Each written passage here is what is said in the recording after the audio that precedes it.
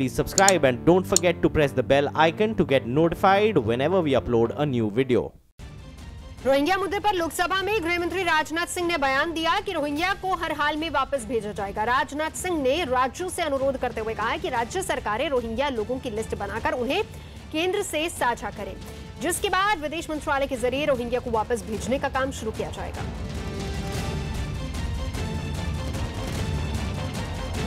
जहां तक रोहिंग्यास को डिपोर्ट करने का प्रश्न है, उस संबंध में राज्य सरकारों से हम लोगों ने ये अनुरोध किया है कि उनकी गणना कराने के बाद, आइडेंटिफिकेशन के बाद कितनी संख्या में रोहिंग्या आपकी स्टेट में रह रहे हैं, यह सब सारी जानकारी आप केंद्र सरकार को भेजें। और हमारे पास जब यह जानकारी आ जाएगी तो हम इस संबंध में विदेश मंत्रालय को अपनी जानकारी देंगे और विदेश मंत्रालय फिर जो है बर्मा की सरकार के साथ वह बातचीत करके उनको डिपोर्ट करने का, म्यांमार से बात करके उनको डिपोर्ट करने का। आगे बढ़ते हैं। यूपी में योगी सरकार भ्रष्ट अफसरों के खिलाफ कड़ी कार्रवाई की तैयारी में है। मुख्यमंत्री योगी आदित्यनाथ ने अफसरों की बैठक बुलाकर 300 भ्रष्ट अफसरों की रिपोर्ट तलब की है। सीएम ने विजिलेंस और आर्थिक अपराध शाखा में अफसरों के खिलाफ लंबित मामलों की पूरी रिपोर्ट तलब की है, जिसके बाद अफसरों के बीच हड़कंप मच गया है। बैठक में सीएम योगी आदित्यनाथ मुख्य सचिव और प्रमुख सचिव गृह के साथ बैठक कर भ्रष्ट अफसरों पर फैसला करेंगे।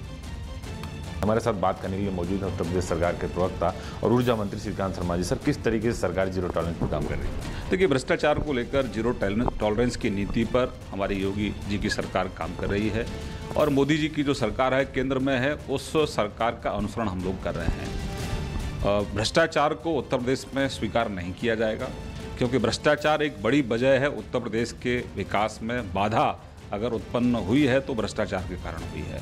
पूर्व सरकारों का केवल एक ही सिर्फ काम था कि भ्रष्टाचार को कैसे बढ़ाया जाए, अपने घरों को कैसे भरा जाए, और आम जनता से उनका कोई सरोकार नहीं था। लेकिन योगी आदित्यनाथ की सरकार में भ्रष्टाचार को लेकर कहीं कोई स्थान नहीं है।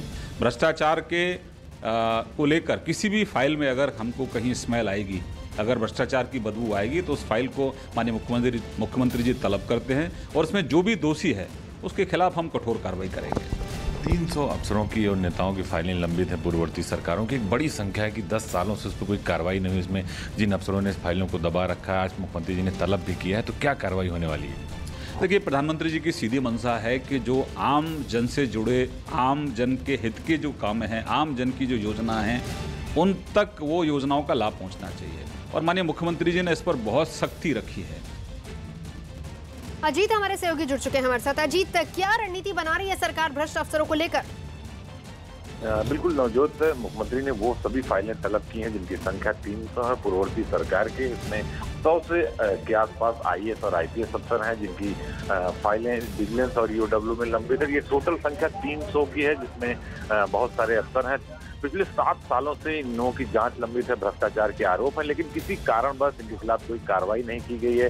कहीं ब्यूरोक्रेसी आड़े हाथे आ रही है तो कहीं सफेद पोस्ट मारने, जिसको लेकर मुख्यमंत्री ने नाराजगी जताई है और प्रमुख सचिव गृह और मुख्य सचिव से पूरी रिपोर्ट मांगी। और आज शाम ये सभी फाइलें मुख्यमंत्री के टेबल पर होगी और मुख्यमंत्री खुद इसको देखेंगे कि किन अफसरों के खिलाफ कार्रवाई नहीं हुई और क्यों नहीं हुई, और इन सभी 300 अफसरों के खिलाफ कार्रवाई का एक आदेश जारी होने की संभावना है। क्योंकि साफ तौर पर खुद मंत्री श्रीकांत शर्मा ने कहा कि जो काम नहीं करेगा वो या तो नौकरी छोड़ दे या छुट्टी पर चला जाए, नहीं तो जेल की हवा खाने के लिए तैयार रहे। सरकार जीरो टॉलरेंस पर काम कर रही है। तो कुल मिलाकर आज शाम को इन 300 भ्रष्ट अफसरों के भविष्य को मुख्यमंत्री खुद तय करेंगे और कौन सी कार्रवाई होती है ये देखने वाली बात होगी। जी, किस तरह की कार्रवाई होगी, नजर उस पर आप बना रखिए।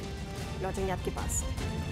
बड़ी खबर इस वक्त की मुजफ्फरपुर से, जहां पर बालिका गृह कांड पार्ट 2 अब सामने आया है।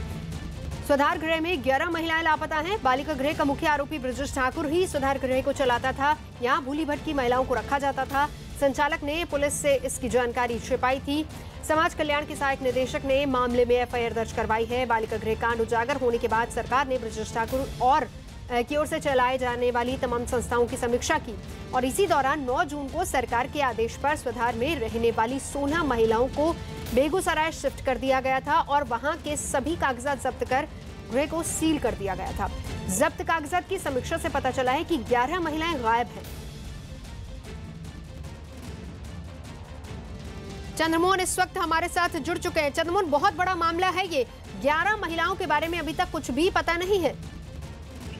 बिल्कुल, देखिए बालिका गृह में जब लड़कियों के साथ यौन शोषण की बात सामने आई थी, उसी जांच के दौरान यह बातें सामने आई है कि ये जो महिला यहाँ पर रहती थी, भोली भट्ट की महिलाएं यहाँ पर रहती थी, यहाँ से 11 महिलाएं गायब है, जिसको लेकर जांच चल रही है। और डिप्टी डायरेक्टर समाज कल्याण विभाग ने कल महिला थाने में एक FIR दर्ज कराया है और इसके बाद फिर पूरे मामले की जांच की जा रही है। कहा जा रहा है कि जल्द ही इस पूरे मामले का खुलासा हो जाएगा, लेकिन जिस तरह से CBI ने जांच शुरू किया और उसके बाद परत दर परत इसमें खुलासे हो रहे हैं, जिससे यह साफ जाहिर हो रहा है कि यह पूरा मामला जो है कहीं ना कहीं सत्ता के संरक्षण में चल रहा था और यह पहले भी आरोप लगते रहा है। तो अभी पूरे मामले की जांच चल रही है और जांच के बाद अभी और कई खुलासे हो सकते हैं, ऐसा कहा जा रहा है। नजर बना रखिए, लौटेंगे आपके पास। और बिहार मुजफ्फरपुर के बालिका गृह रेप कांड को लेकर न्यूज़18 इंडिया ने एक बड़ा पर्दाफाश किया है। दरअसल इस रेप कांड में CBI अब मधु नाम की एक महिला की तलाश कर रही है, जो कि रेप कांड के मुख्य आरोपी माने जा रहे ब्रजेश ठाकुर की काफी करीबी बताई जा रही है। दावा यह भी किया जा रहा है कि मधु पिछले 20 साल से ब्रजेश ठाकुर के NGO की देखरेख कर रही थी, उसका जिम्मा वही संभाल रही थी। मुजफ्फरपुर, पटना, दिल्ली तक मधु ही ब्रजेश ठाकुर के सभी कामों को करवाती रही है। ये भी दावा किया जा रहा है कि मधु की पहुंच बड़े बड़े अधिकारियों से लेकर नेताओं तक है। पुलिस से लेकर CBI की टीम मधु की तलाश में जुटी हुई है, लेकिन अभी तक उसका कोई सुराग नहीं मिल पाया। अभी तक अपडेट यही है कि कांड रजिस्टर हो गया है और ये इसी की जांच की प्रक्रिया चल रही है। ये जो आप देखे हम देखें, बाद में जो डिस्कस निकलेगा अपडेट करते हैं। CBI मुजफ्फरपुर कांड में मधु की तलाश कर रही है। बताएं कि मधु मुख्य आरोपी ब्रजेश ठाकुर की राजदार है। करीब 25 साल से ब्रजेश के NGO की जिम्मेदारी मधु ही संभाल रही है। पटना से दिल्ली तक ब्रजेश के सभी कामों को मधु ही देखती थी और मधु के अधिकारियों और नेताओं तक पैठ होने का दावा भी किया जा रहा है। पुलिस ने तलाश में कई छापे मारे हैं, लेकिन अभी तक फिलहाल पुलिस को कोई सफलता नहीं मिली है। मधु की गिरफ्तारी से मामले में बड़ा पर्दाफाश हो सकता है। तो मुजफ्फरपुर बालिका गृह मामले में मुख्य आरोपी ब्रजेश ठाकुर फिलहाल जेल में है, लेकिन उसकी राजदार मधु की तलाश अभी की जा रही है। CBI गिरफ्तार करने में जुटी हुई है और मधु की गिरफ्तारी से ही तमाम कड़ियों को जोड़ने की कोशिश करेगी CBI।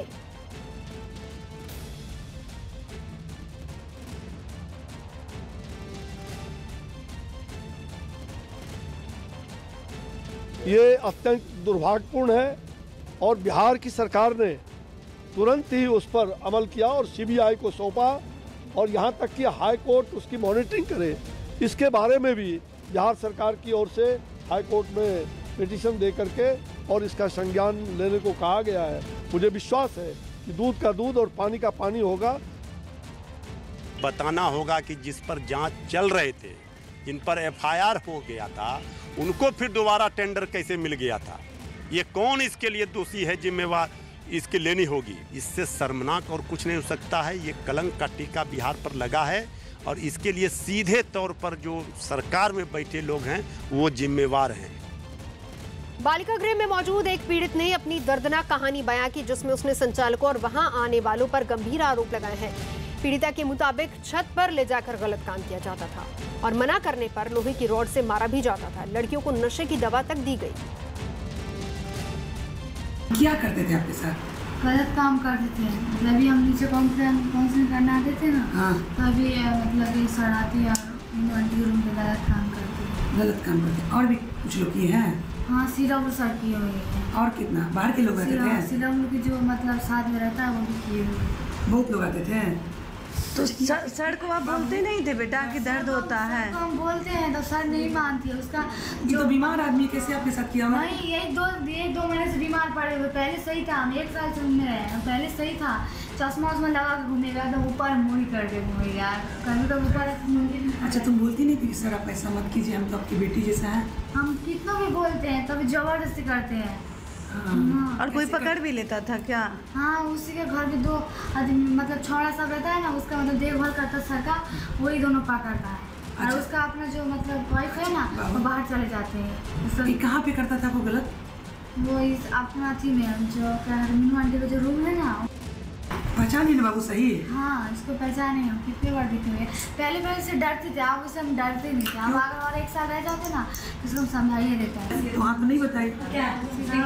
अच्छा, और एक बात बाबू, वो शाम में वहाँ पर कौन सा फिल्म लगता था, गाना लगता था वहाँ? शाम में सीरियल लगता था रात में, आज सुबह मतलब जैसे शाम होते होते 6-7 बजे तक भोजपुरी गाना चलता था। कैसा गाना? अच्छा कि भगवान का? भगवान की कभी कभी चलता था, फिर गंदा गाना भी चलता था।